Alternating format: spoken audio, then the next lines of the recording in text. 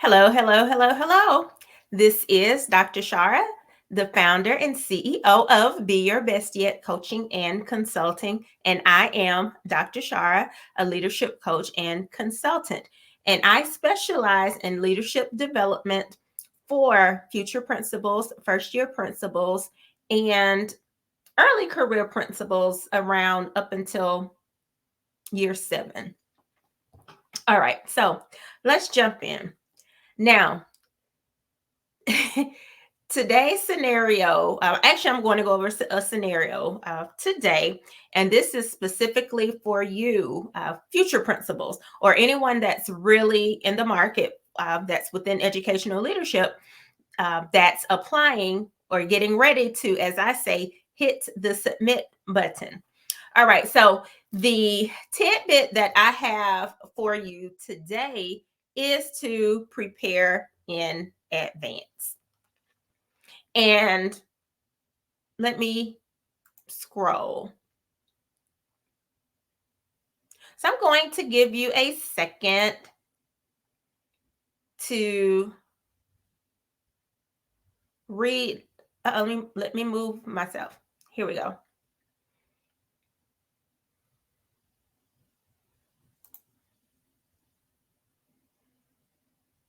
All right, so this is the scenario. And I actually clipped this out of one of the principals groups. And someone posted this anonymous, so that's why I can share it. All right, so it says, "Hello, I am starting a new job as the head principal of a PK8 school. There is some animosity to the fact that I received the job over the current AP. I was hoping for some advice for the first day." This is where it begins to get juicy. "I have experience as an AP, but this is my first head principal position. All right. I believe I am ready, but I know I have a lot to learn." That's okay. Some questions, concerns. Number one, how do I introduce myself to students and staff without taking up instructional time or planning? Two, this school needs a lot of help, but I know I can't show up and change everything up day one. How long do I need to observe and acclimate myself? Three, general advice. Thanks in advance. All right, so let's thank this anonymous person for actually posting this, because it actually made me really think. And actually, today I have been engaging in more so career coaching, one-on-one coaching conversations with future principals that are in the process of preparing their interview packages, whether they're getting ready to apply for principals pools or they're getting ready to apply for principals positions. And then there are some that are actually in the interview phase for a principal. So, anywho, so I wanted to offer and bring this to you today. Do not wait. And these things can happen. The path to the principalship is varied. Some of us go through 5 or 6 interview phases, and some you may not. But again, do not wait until you have the position and then you think about, how am I going to introduce myself to students and staff? All right, you should already have that prepared in advance. And to be honest, with the future principals that I coach, that I work with, that's actually part of our program, is that they that they are to create their letter in advance. They're to create a letter, an introductory letter to the school community. They're also to craft out and jot down what they will actually say to the staff, how they will introduce themselves to students, how they will introduce themselves to parents, because depending upon your audience, that will have to change. So you have to think about that in advance, so that once the day comes, you've already thought about some of these things.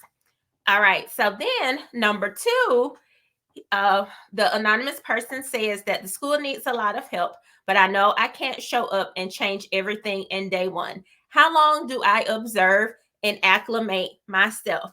So again, best practice is to go ahead and create a 90-day type plan.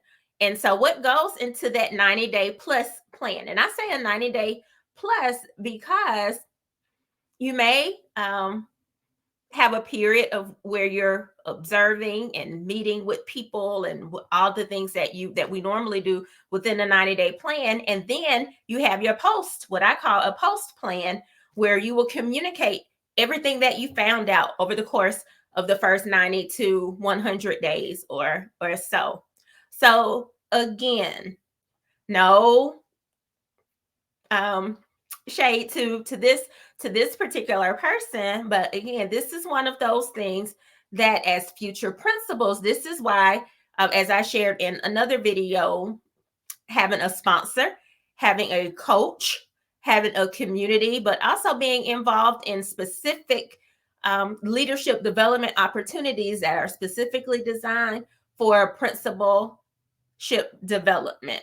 Okay, because numbers 1 and number 2 would be answered, and you would not have congratulations to this person and wonderful, and we wish this person all the best, but you would not, you could use your new time wisely. You would come in with a plan versus trying to create a plan after being named.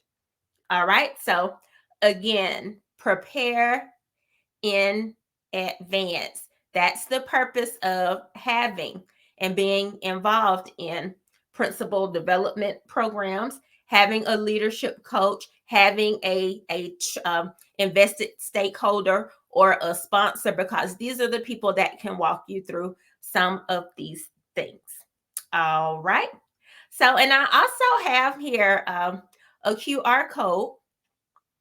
Feel free to scan, but don't scan if you're not ready for tips from me or to really become involved in a community that can propel you forward in your leadership journey.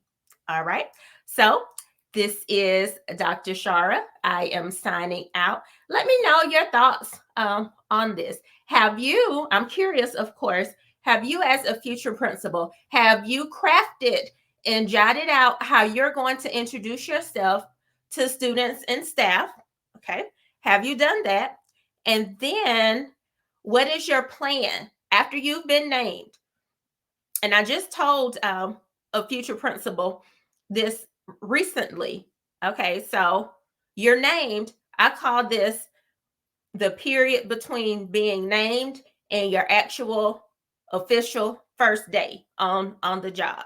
So what are you going to do between that period of time? Then what do you do when you are officially start the job?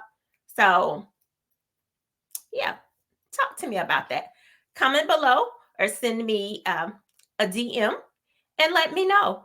Are you preparing in advance, and how are you preparing in advance as it relates to these two items here on the screen? And again, if you're not ready to join our leadership community, don't scan if you don't want tips. All right. Talk soon. This is Dr. Chara, and I am signing out. And remember, the best is yet to come.